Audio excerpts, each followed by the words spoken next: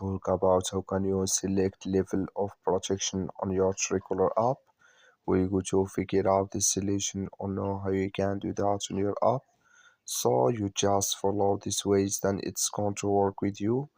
All you have to do, so you just go here, you go above your photo profile, click on it.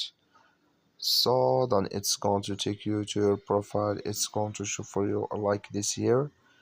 Then all you have to do now, you just go here above this sign, you click on it. So then it's going to take you to next here. It's going to show for you like this. Then all you have to do now, you just click here on block, you just click on it here. So then it's going to take you to next here. It's going to show for you like this. You come here to level of protection here. Here can you turn off it, and here can you select it to basic, and here to max. But if you have to add max, you have to get premium here.